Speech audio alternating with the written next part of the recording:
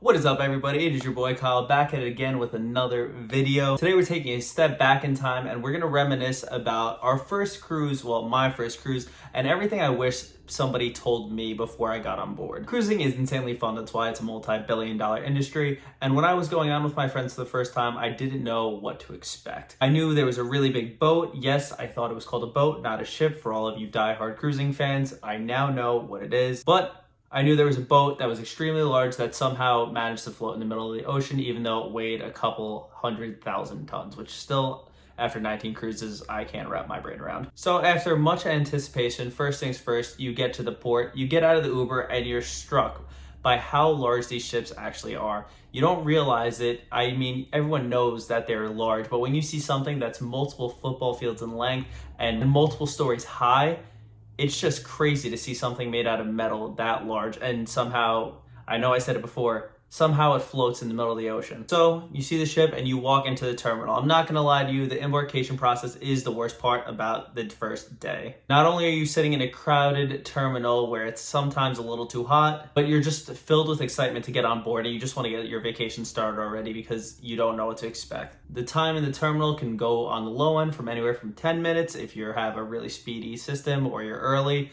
to anywhere upwards of 3 to 4 hours on the high end. And as you wait in this crowded terminal, the only thing that's going through your mind is the free food that you were promised, and maybe you have a cocktail or 10. So once you make it on the ship, and I'm gonna keep saying the word ship to drill it into your brain because you're gonna have some diehard cruiser that's gonna say it's not a boat whenever you try to say the word boat. I've been corrected multiple times on multiple cruise lines, and here we are now. I am saying the word ship. I've graduated from the word boat. It's called growth, people. But too many cruises and you're gonna be growing sideways, if you know what I mean. Once you're on the ship, your first activity should be the muster station. I cannot emphasize this enough. The muster station is mandatory, and a ship cannot legally leave a port until most of the ship has completed their muster station. For those of you new to cruising, they have made the muster station drill a lot easier. You used to have to wait in lines of really hot, crowded outside areas to basically go over safety information, and they would tell you what you'd have to do in case the ship was actually sinking. Now you just go to the lifeboat station, they do a quick overview of how to put on your life vest, and you're pretty much smooth sailing for the rest of the vacation, unless you are traveling on Norwegian, because they just hate people and they want to bring back the old way to do it. So you're gonna be stuck in a hot, crowded muster station zone. So sorry to break the bad news to you. Norwegian, if you're watching this, figure it out, do it like every other line, or just how you were doing it for the last year and a half. It's not enjoyable for anyone. But now after the muster drill, you're free to do basically whatever you want. So you have to do the first thing first. Cruising is all about food, so go check out the buffet. The buffet will seem very impressive at first, but don't worry, those selections will probably stay the same through the majority of your sailing. So you're gonna have plenty of time to figure out what you do like and what you don't like, and by the end of the cruise, you're probably gonna be tired of the offerings anyway. But if you really like some certain dishes, you'll have plenty of it. So you don't have to overeat on the first day because you'll have plenty of opportunities to eat whatever you want. On the first day, they will try to upsell you on a lot of things like the drink package and specialty dining. And let me tell you, specialty dining, if you get tired of the same food over and over, if you're doing the buffet, or even the main dining room does have some staples that they don't really rotate through. So if you want to try something new and something really nice, the quality of food is usually better in the specialty restaurants. It might be worth looking into. You will have to pay extra for that, and that can be anywhere from $30 to $60. Actually, can be upwards of $100 depending if you want to do chef tables, tastings, and stuff like that. But we have a whole video on food on Carnival cruise ships. If you want to check that out, if you're sailing another cruise line, we have not made that video yet, but we'll get there eventually. Up next, you have the sail away party, so everyone's finally eaten. They probably have had a drink or few in their system. Everyone's just happy to be on vacation. So the sail away is usually hosted on the main deck, which is going to be called the Lido deck. There's going to be a lot of people dancing. The DJ is going to be playing some fire songs, and you're going to be sailing off into the sunset as you watch the port get smaller and smaller, and eventually you won't be able to see it. Honestly, it's one of my favorite views. I will never get tired of it. After the deck party's over and the music's kind of slowed down a little bit, I'll make sure to go up and check out the views because there's just so much to see. And by so much to see, I mean literally just the ocean. So after the sail away party, your experience will completely vary by cruise line from here on out. Nightlife is emphasized on some cruises, and other cruises it's more of a relaxed kind of just go with the flow feel. So let's just go with some core staples. Comedy shows are standard across the cruise industry, and almost every cruise line has really good comedians on board. To be honest with you, I can live without the PG shows. They're just not as funny because they have to be able to cater to kids and adults, and sometimes they just cater to the kids.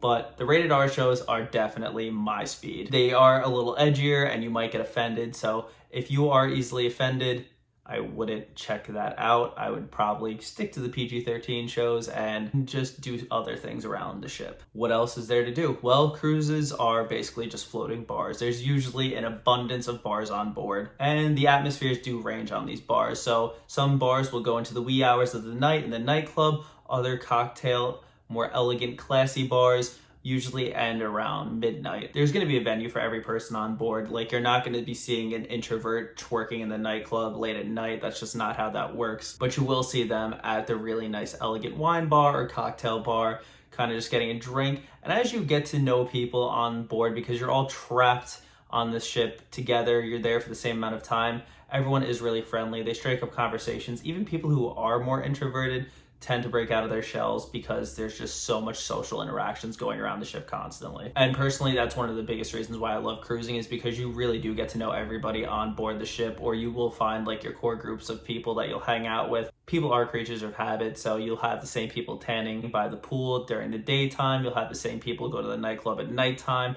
You'll have some people doing the same activities like bingo every day. So whatever your vice is or whatever your scene is, there will be people there that are going to be doing the same thing as you pretty much every day of the cruise. So you'll get to know people and just start interacting with them kind of just naturally. Now, you do have to watch out who you're interacting with, because there's some things that are a little bit shady, and I'm still not 100% sure how this happens, but almost every cruise I've ever been on, maybe because I'm a little bit younger, but they do somehow get marijuana on board, and I usually am offered to buy it or purchase that, or either some other substances, which I'm not a fan of. I do not do any of that. I do not partake in drugs. But if that is your speed, I would just be very conscious of, you don't know who these people really are. You've known them for a couple of days. I would honestly just avoid it at all costs, because if you even get caught with that stuff on the board, you're immediately kicked off, and then you have to figure out how to get home from the next island, or you might even end up in a cruise jail. Another thing, our shows are included typically depending on your cruise line. So there are shows every night, and they do cycle through shows, so it's not going to be one show the entire cruise.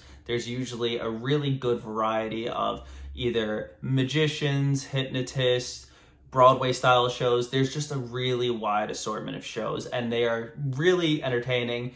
And honestly, some are interactive with the crowd, like the hypnotist show. Sometimes they pick up couples and have them ask trivia questions about each other. It's just a really unique experience. These aren't shows that you will see on land typically, unless you really seek out some really obscure places. So it's something new to try, and honestly, they're free, so you should check them out. Something I didn't take advantage of when it was my first cruise was the late night dining options. Typically, I would just have room service delivered, which you usually have to pay for depending on your cruise line once again. But there are usually late night options. I know on Carnival Cruise Line, you can have pizza. On Norwegian Cruise Line, they have an entire late night pub dedicated with a late night venue, so you can get burgers, wings, chicken tenders. It's a really nice assortment. And honestly, after the club lets out, those lines are insane typically to get some food. So it is worth getting the room service, but if you know you're going to be hungry, you do have a mini fridge in your room, and you could go get a sandwich or something at the buffet beforehand and just put it in your room. And that way, when you get back to your room from whatever nightlife you are partaking in, you'll already have food, and you won't have to wait sometimes like in an hour-long line for food. But everyone's really chatty after a few drinks late at night, and the food lines are typically really fun. But the late night food lines are usually where you get to really meet people, because everyone's literally stuck in the same line for an hour. So you'll get to know the people in front of you and behind you pretty well, honestly. But that is where some problems also lie, when there's too much social interactions after a few drinks, if you know what I'm saying. Most of the fights that you see on YouTube or Facebook are typically alcohol provoked. So when people are drinking, they get mad, which I still don't understand. Like, you're on vacation, you're having a good time. Let the drinks flow, but be responsible. But most of the time they're happening at night, and there's somebody, they're trying to pick a fight at night for whatever reason. They didn't get the girl they wanted at the nightclub.